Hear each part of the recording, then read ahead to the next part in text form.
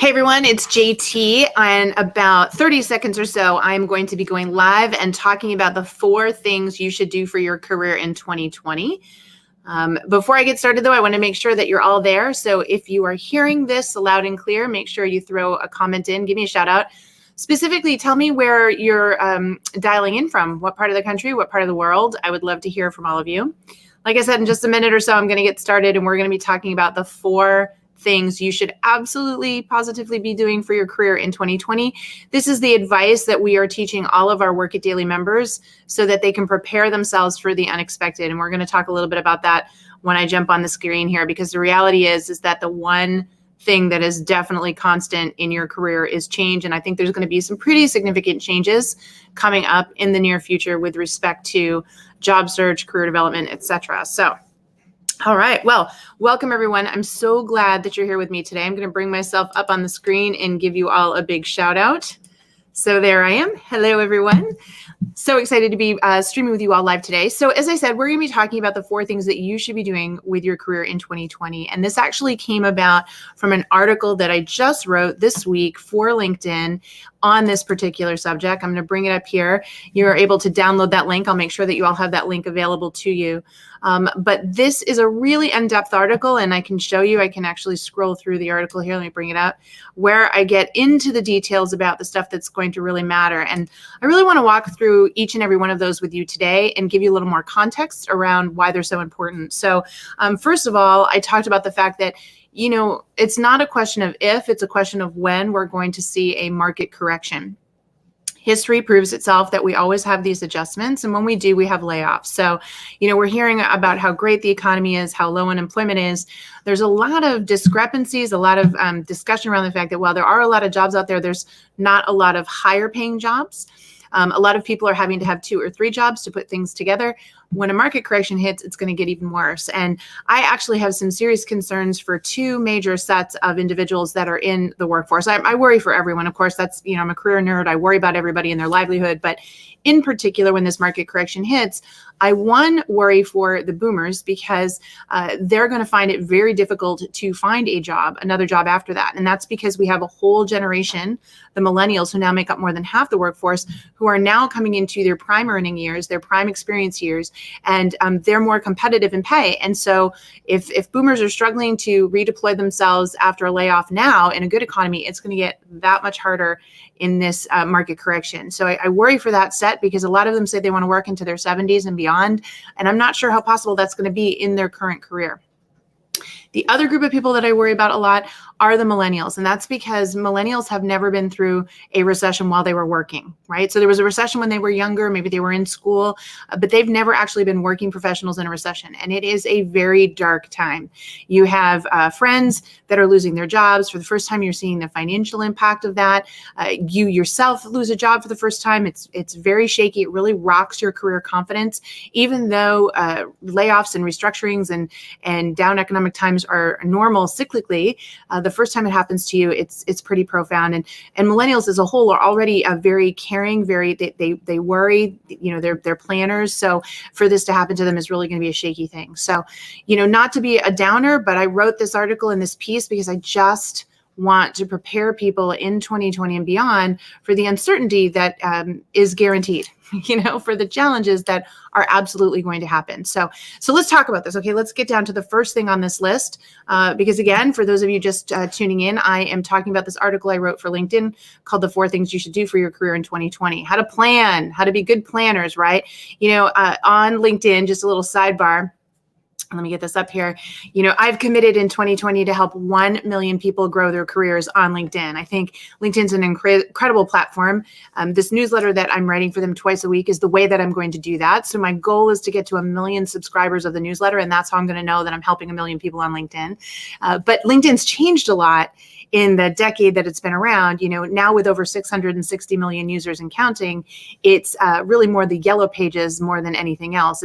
There's not a lot of networking going on in the platform anymore. So I really want to teach people how to use LinkedIn, especially now that it's changed. And one of the things that I'm going to outline today is specifically around LinkedIn. So we're going to get to that in a second. Okay. But if you have not already signed up for my newsletter over on LinkedIn and you like what you hear today, I really hope you'll go over, you'll find this article and you'll hit the subscribe button. and, maybe tell a friend or two so I can get to that million mark a little bit faster. Your friends will thank you later that you were introduced to a helpful resource that's free. So be kind, share it if you can. I'd really appreciate it. All right. So we're going to talk about this first thing, which is updating your career tools.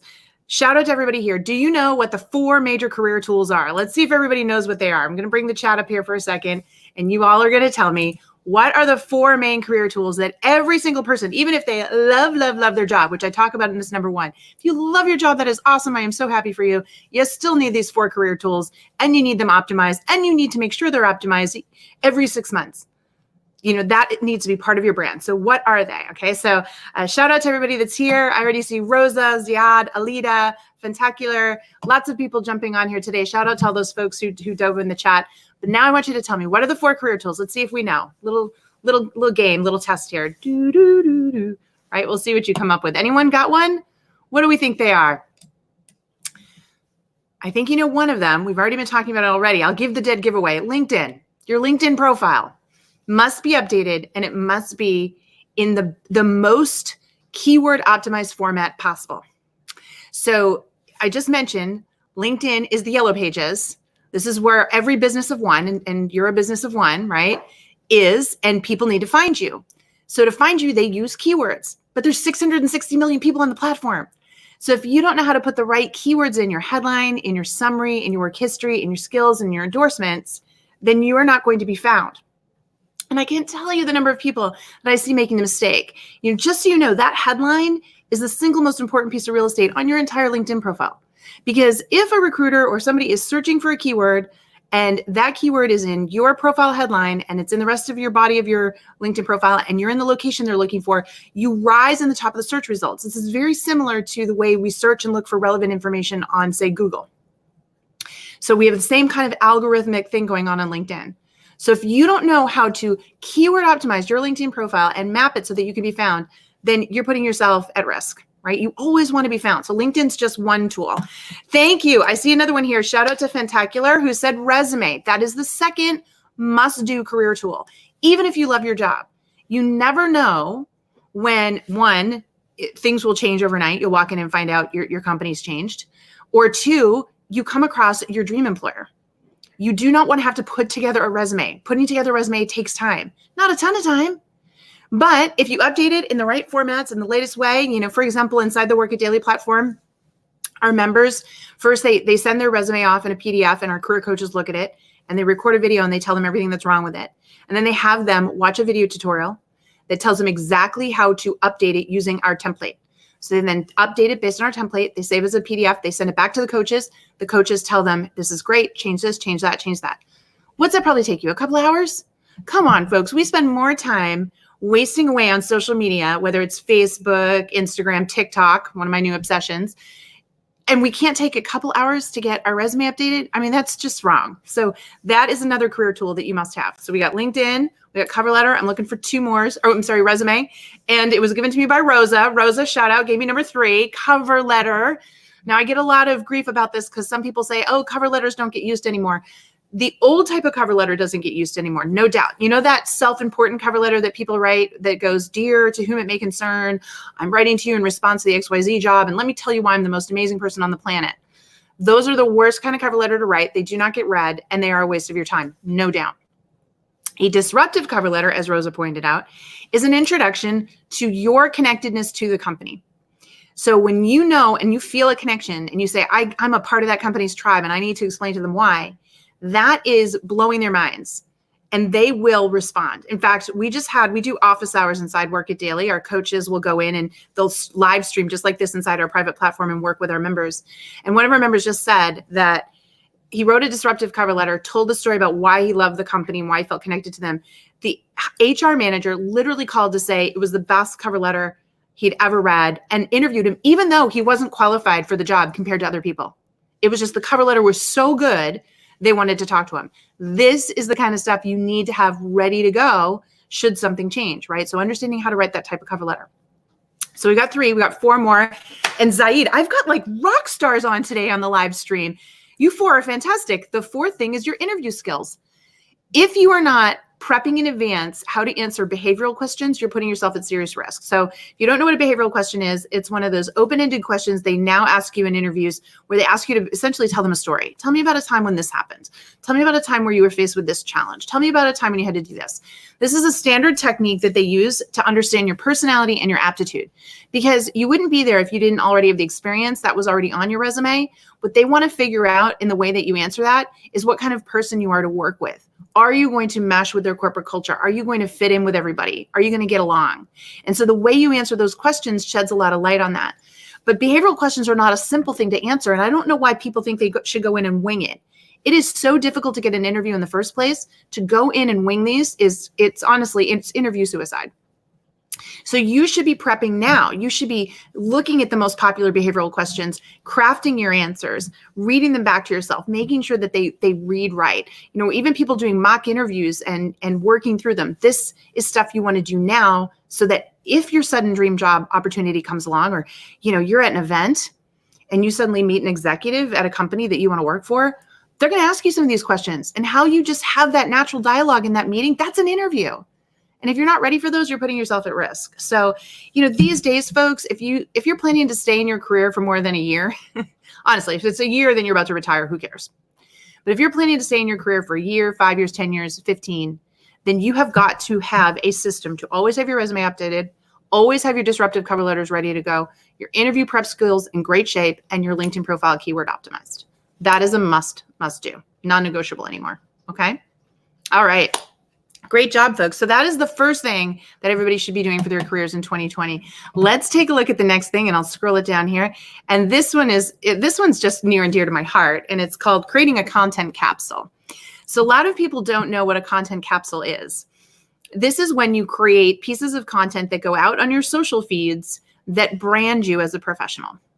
So social media has been around, over a decade now. We're all relatively familiar with how to post something, how to post a picture, how to post a video, how to write something commentary-wise, how to use hashtags. I mean, honestly, if you're between the ages of, at this point, 10, right, and 55, you know how to do this.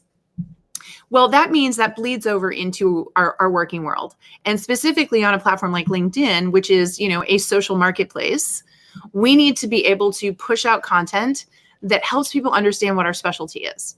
Brand or be branded. If you are not creating a content capsule that essentially lets people understand what you're passionate about, what problems you like to solve, what skills you like to use, if you're not sharing that kind of thing, you're not branding your expertise. And people get so uptight about the term personal branding. Some people love it, some people hate it. They think, oh, it's just so fake, you know, and I'm just trying to sell myself. Let me change that phrase for you. Instead of calling it personal branding, let's call it reputation management. Now all of a sudden it changes for people. And they say, oh, reputation management. Yeah, I have a reputation. I want to maintain it. Well, when you don't have a content capsule that you can push out on social media, when you're not intentionally thinking about what you want people to know about you and your skill set and your work, you are still sending a message, brand or be branded. And that non-message is, I'm not tech savvy enough. I'm not up to date with the times enough to know how to do this content capsule thing. There's nothing whatsoever exciting about me. There's nothing professionally worthy to share. Or, you know, I've got something to hide. There's something going on in my world. Those are all not good messages to be sending. Now, am I suggesting that you now have to become content queen or king? No. You know, there are people out there that are building their brand. They want to be influencers. You mean, look, my business, my work is all about, you know, creating a lot of content so people understand I'm a career nerd. I'm a career coach. This is what I do. That's my choice. That's my business. You don't have to do that. I know that you're busy in your day job, but you still need a basic content capsule. You still need to have the basics. And I walk through what the basics are in this article. So we'll make sure you check the link. But failing to do this is like, imagine a business opening up in your town. And imagine the business did no marketing. So you saw the sign go up, you drove by it a couple times, but there was absolutely no reason for you ever to go inside. You weren't really clear what it did. You didn't know why it started. You didn't know what the advantages were of you going there. So you didn't go. And of course you didn't hear anybody talking about it because they didn't do any marketing. Well, when they suddenly shut down and go out of business, are you surprised? You're not surprised. You're saying they didn't do the marketing. They didn't tell me why I should bother. They didn't build a brand. You are the same thing. You are not an employee. You are a business of one. marketing your services, and you never know when you're going to need to kick your network into gear. So not using a content capsule is just such a wasted opportunity, because there's no better way for your network online to understand what you do than for you to push out some valuable information to help them see that. Okay. Awesome. Awesome. Awesome. Okay. So let's move on to number 3, which is a micronet. So this is a prediction on my part. This is something I've been talking about for a couple months now. Very, very passionate about it. I think the future is micronet. So I'm going to give you a little background story on that. So if you think about it, we have social media. Social media explodes. Facebook is the white pages for all of you that remember phone books. This is where you went and found people. LinkedIn is the yellow pages where you went and found businesses. It's just, in this case, it's not just companies, not just businesses, it's businesses of one, right? It's employees. So it's this very sophisticated digital yellow pages. It's a social marketplace for professionals. Okay. But as I mentioned, networking on it has really dropped. People are not networking anymore because of the sheer volume of connection requests they're getting. And then everybody's accepting connection requests, but not actually engaging with the people they accept the connection request with, because you don't want to waste your time helping or working with someone. Your time is already crunched. You only want to network with people where you know there's going to be an ROI. I mean, selfishly, that's how it is. That's all gotten away from us on LinkedIn. And it's so great that we have this free tool. But even in the groups, if you join a LinkedIn group, nobody has any real skin in the game there. The group was free to join. The groups end up being huge, and some people engage, some people don't. But there's no sense or feeling that I am building a strategic plan and executing properly on my network with that. The solution will be micronets.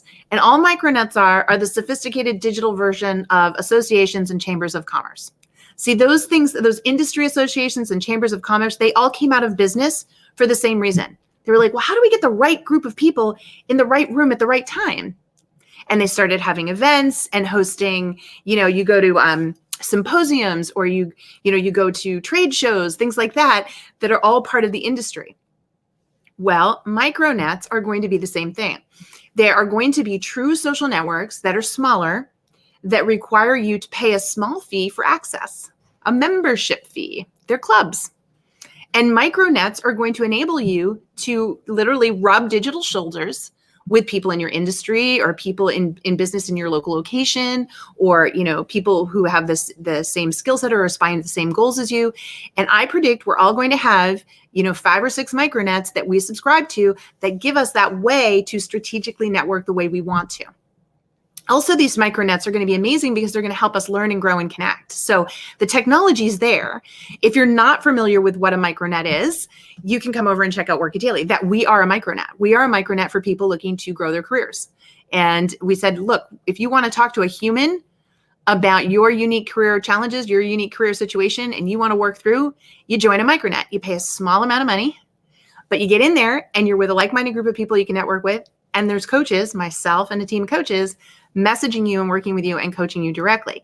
So that's one form of a micronet. And if you want to see what a micronet is like, you can go over to our website. Right now, we are offering a free trial. May not have a free trial forever. I'm just telling you now because this video will be out in the universe. But right now, if you go to our site, you can try us free for 3 days. So if you've ever wanted to try a micronet, now would be the time. Again, if you're watching this video at a later date, there may not be a free trial. Sorry about that. We're just offering it right now. So check it out, because you will see how a micronet works. You'll see how slick the technology is. The fact that you have these groups of people you can network with and connect with and grow in your back pocket, right? But these will be the future. And there's going to be other ones. There's going to be lots of them in your industry. So you should be reaching out. You should be looking and saying, where can I go do this strategic networking for my skill set, for my industry, for my location, and dial into that. That's the time well spent. Whereas on LinkedIn, you can do your research on people there, but you're probably not going to get a lot of traction networking there anymore. All right. Okay. All right. And let's look at number 4, and then I'm going to go into some Q&A. Okay. So the 4th thing is building an interview bucket list, building a bullseye list. So again, if you love your job right now, I am so excited for you, but every job is temporary, and you could walk in tomorrow and your world could change. And that is not the time to start to figure out who the 20 companies are that you'd really love to work for next. Now is the time to do that while you're employed. Now is the time while you're not stressed and you have the breathing room to say, who should I be networking with? What companies do I want to meet people at? Because if you have this bullseye list, if you have this interview bucket list, you will be amazed at what happens. You'll be able to talk to your peers and find out they know somebody who works there. You can go look up on LinkedIn if they know anybody. You can reach out to them. You can join your micronets and say, yeah, I'm looking to meet people that work at this company or that company. You're dialing in your efforts. And this is what good salespeople do. And like it or not, you are the salesperson for your business of one. You're the marketing and sales department. Good salespeople say, I'm not going to spray and pray. I'm not going to just sell to anyone. I'm going to figure out who my demographic is. I'm going to figure out what they'd want to know about me. And I'm strategically going to build relationships there so that someday they want to buy from me. Wouldn't you rather build those relationships now, have coffee with people, meet them at an industry event, share, exchange ideas via email, send them articles of interest, be part of a micronet and have chit chats together so that boom, the day comes that a job gets posted at that company, you're not having your first interactions with them. That is how you do it. And this is the future. Because if you have your 20 companies and you're constantly networking, you're going to find that you probably will never look for work again. If you know that one person who just always seems to fall into a new role, like I have this one friend named Chris, and every time I talk to him, he is networking. He's just so well connected. And when I talk about his career history with him, he said, yeah, every single time somebody has found me and it was the right time for me to listen to their opportunity. He goes, I get asked all the time. He's like, people are always wanting to poach me for my job. And eventually I'm at a point where I'm looking for a change and somebody is reaching out to me at the right time, or they've reached out to me before and I go back to them. He's like, I've never applied online, JT. I just have built this network up. People know my brand. They know my value. I super connect. I network with people. I introduce people to other people. I put them together. He's like, I just do that. And that's what happens. This is how it should be, folks. This is why 80% of all jobs are gotten via referral, because we would much rather refer somebody we know. So if you don't have a bucket list and you're not target networking to that bucket list, you are missing out on a huge opportunity to make your life much easier, to make your job searches now and in the future so much easier. I mean, there's nothing like having someone come to you, right? There's just something about that. That could be you, but you have to build the foundation for that. And so that's why this was number 4, because if you do all 4 of these things in 2020, you will be working on your career and not just in your job. And this is a theme that you're going to hear me talk about so much this year, because people don't get it. We sit there and we work in our job, we put our head down, we do our job, and all of a sudden something happens and we're out of a job and we don't have a good network and we're back to square one and we're draining our savings and we're scratching our head and we're saying, what's wrong with me? You don't want to do that. That comes from not working on your career. You've got to take time out. You've got to invest some time and energy into a strategy, into doing the things that will make sure that you can mobilize when you need to mobilize. And that's what this is about. And really good people do this and they enjoy doing it. Once you get started with this and you see the results and you understand how empowered and protected you feel, you'll be really glad that you did it. Okay. So I'm going to stop there and I'm going to open up the floor to questions. Again, the 4 things that you must do in your career. Let's just recap those for everyone. First thing is to make sure you've got all 4 career tools optimized. Second thing is to make sure you create content capsules that market your brand. What do you do? Why do you do it? Does everybody know that? Third thing is join a micronet in your industry for your skill set, for whatever you're trying to work on. Really learn and understand how powerful those online digital associations are going to be, and use that technology because it's going to be as important as using social media has been. And then building an interview bucket list, having that target list of 10 to 20 companies and really networking and being proactive in your efforts to build relationships at those companies now so that you can talk to them in the future. Okay. All right, excellent. So I'm going to roll that back up and say, do we have any questions? If you have any questions. In the meantime, I did want to throw one thing up for all of you. Let's see if I can get this up here. Here are all the places that you can find me if you want to connect with me. My Twitter, my Instagram, my LinkedIn, and my TikTok. Yes, I just started a TikTok account. So much fun. I'm giving out career advice over there as well. So I'm going to leave that up there. If you're interested in connecting with me on those platforms, I would love to connect with you. And then I want to see questions from all of you. So what do we got? So let's see. We've got a comment here from Alita. Alita says, my job is literally temporary. It started temp to perm last November, but the same week I started, they announced their move to out of state. My contract end date keeps getting extended, but March is the end. Okay, so Alita, I read that and I think, wonderful. March. Alita's got 3.5 months, right? In order to start to execute some of these things on the list if you're not doing it already, Alita. This is a wonderful opportunity. This company is probably very grateful that you've worked for them. I'm sure you've built some incredible contacts there. I bet a lot of them know people in the area, know companies in the area. Have you spent any time with them saying, these are the 20 bucket list companies I'd love to work for in the local area? Does anybody know anybody there? Probably not. But you could do that, couldn't you? If you know that it's all out there for everybody to know, you're leaving in March. They're leaving in March. There's nothing bad here. Why not talk to them and say, these are the 20 companies I'd love to work for next. Does anybody know anybody there? That's one step right there in that direction. So you are a beautiful candidate for following these 4 steps that I've outlined in this article, because it will really help you in this context for this particular role, and you can do it, okay? All right. Rosa says, what do you advise applicants who are not vets losing out on jobs with vets preference? My resume is not even being reviewed by the federal government because of this. Yeah. So federal government positions are a tough nut to crack, Rosa. I know. And there's a lot of websites out there specifically trying to help you with federal resumes, et cetera. But as I understand it, just so you know, the way that it works is that you go through certain levels. So when your application comes in, they look at a certain level of criteria. And if you don't meet those, or if there's enough people that meet those, then you don't move forward. So I hate to say it, that veterans, and we have to be grateful, because veterans, for their service, we want to redeploy them. They are looking at them for federal and government jobs first, which is why they chose to go in the military, right? They were in the military to do that. So you're up against that. Now, are there opportunities to go around it? Yes. And I've actually interviewed somebody in the past about this, and they said you have to find the jobs where your skill sets would be so unique that a veteran would not have those.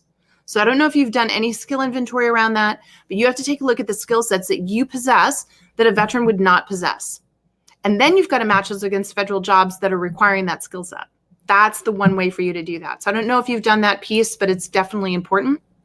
I also know that there are some federal jobs that are not always, usually they're posted and you have to go through the posting process. But I do understand there are some that are non-published. There are some times when they're non-published. And if you Google search that, you can actually learn about the times that certain federal jobs don't have to be publicly published. I would research that, because then what you want to do is find the individuals that might have those jobs pop up and start to build your network with them. Okay. But, do a lot of informational interviewing, meet with people in federal roles, find out what it took for them to get hired, ask them, have they ever seen a civilian get hired? What was the criteria for that civilian to get hired? You need to do more due diligence and do more networking and connecting, so that you can meet people who can say, here's a loophole, or here's a way for you to get in there. Because just applying online, like you said and pointed out, you're not going to get through the process. You've got to go around the process, which is something we teach everyone in Work It Daily to do anyways, because the applicant tracking systems in general, they're meant to toss you. They're called applicant tossing systems. 97% of the time, you're not even being seen by the human eye. So especially in this case, you're just going to have to really start to network and connect and work through that. All right. But I know that you can do that. Excellent. Excellent. All right. So, folks, did this make sense today to everybody? Hopefully this made sense. I think that if you go over and, read this article and think about it, it will really help you. You will learn a lot about what needs to be done. And that's pretty key these days. It's so vital that people be thinking about these things. I get so worked up about it. I know. I'm just so wound up as I'm talking about this. It's just because, I'm inside a program where I see people every single day who didn't do these things and who lost their job unexpectedly and who are feeling really deflated, and they have to start from scratch. And, the good news is they've joined us inside Work It Daily. They're surrounded by professionals who are propping them up. They're working with coaches who are getting them through the tools and getting them back out there in the job search and helping them navigate the process. So the good news is they generally close that gap quicker and they get hired faster. But I still don't like to see it. I would be happy someday. I would love to see us go out of business because everybody gets this stuff and everybody gets that help. But that's not the case right now. So all I'm telling you is, it's always, it's easier to take the vitamins than it is the aspirin. But for some strange reason, lots of people don't take the vitamins. They wait till they're in pain and they take the aspirin. And so you don't want to be that person when it comes to your career. You absolutely, positively want to be doing the things I talked about today. It makes such a difference. Okay. All right. So before I sign off, I don't know if there's any more questions that I can answer for today. Oh, it looks like I've got one more question, so I'll take that. James says, what do you suggest for those losing out to positions not because of experience or lack of network, because they are not a recent college grad? It's another one. That's another one, James, right? So people get a college grad degree because they know that a lot of companies require it. I do see people work around this. Every single time, James, they have to go around the ATS. So if you want to be considered for a job and you don't have a degree, You are going to have to network with somebody at the company. And you have to get to a point that said, you know what? I saw this job at your company. Here's my disruptive cover letter about why I feel like I'm a member of your tribe, why I get your customers, why I get your product or service, why, I understand what you do. Here's the thing now. You asked for a college degree. I've got X number of years of experience and all this expertise. It's the one thing that's missing out of the job description. Does the company ever consider people who don't have a college degree but have a working education? That can't happen in a cover letter. That can't happen through an online application process. That is what's being lost there. The only way that's going to happen is for you to talk to somebody at the company, which is why I go back time and again and say to people, you've got to build your strategy for connecting with people at these organizations. Because I see this a lot, and you can get hired, James. I mean, now more than ever, people are really rethinking the need for a college degree, but some companies still use it as a screening mechanism because they're getting hundreds and thousands of applicants. That's the problem with the online applicant system, folks, this easy button that we've created. So many people apply that are not qualified that now the recruiter's first job is to sit there and just go through and screen as many people as possible. So they put these things in place, like have a college degree, just to eliminate people more easily. And it doesn't mean you're not qualified, James, but it means you're going to have to go around the system because this system is automatically going to toss you. Okay, so you got to work through. If you're interested in learning how to do that, come see us at Work It Daily. We help people with this every single day. So definitely go check it out.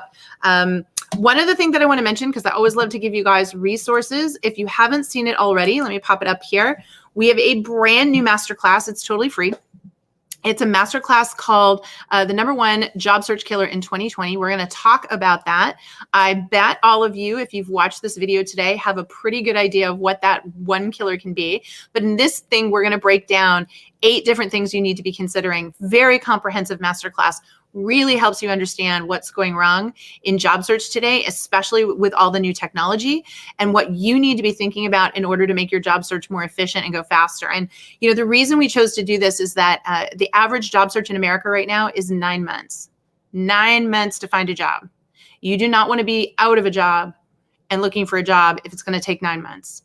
So the way to speed that up is to understand the new rules to job search, understand how to streamline the process and cut that down as quickly as you can. And it can be done, but you need knowledge, you need research, you need information, you need to understand, right? It's like the best thing I can tell you is imagine climbing a mountain and finding out you went the wrong direction. And now you've got to come all the way down the mountain and go back up again. You do not want to be that person. So you want to have the right map. You want to have the right roadmap to get where you want to go. And that's why this masterclass was developed. So click the link. We'll put the link below and you'll be able to watch the masterclass, opt in and watch it for free. And hopefully you'll find that super helpful. But yeah, we're just really, really focusing on this right now at Work It Daily. We know what's coming. I was in HR and recruiting for a lot of years, folks. I've been through 2 restructurings, 2 recessions. I've seen it all. Prior to me becoming a career coach, my job was the same one George Clooney had in the movie Up in the Air. I would go in and restructure. So I've personally had the painful job of letting people go. I know what people go through. It is literally why I became a career coach and started this company. I could not stand the fact that people don't have this information. School teaches us everything except how to get the job, how to build a satisfying career, what to do when we have unique challenges. There's no school for that until now. That's what Work It Daily is. We're the school for that. We're the support. We're the mentors. We're the teachers. We're the support for that. So that's why I love my job and why I'm happy to come here and do it every day, because I can't stand it. I can't stand seeing people suffering, and I know what's coming. The market correction is going to create a lot of uncertainty for people. So please, if anything, any takeaway from today, you read the article, you saw the 4 tips, do one of them. Carve out time. We say Work It Daily, 10 minutes a day. 10 minutes a day, work on your career. Do something, and then you'll build, and that'll be another 10 minutes. If you did 10 minutes a day, that's over an hour a week working on your career. That's over 52 hours a year, right? That's a full week where you've worked on your career. It will show. You will get results, but most people are not doing that, and that is the problem. Okay? All right, everyone. Thank you so much for stopping by today. If you enjoyed this, I would love to see it in the comments. Please tell me, what was the most important thing you learned today? What was your biggest takeaway? Will you put that in the comments for me? I would love to hear that from you. Questions, comments, feedback, ideas for future episodes. I'd love to see that as well. And just remember, if you want to win, you got to work it daily. So come back and see us as much as you possibly can, because we love to see you. Okay? All right, everyone. Take care. Thanks so much. Bye-bye now.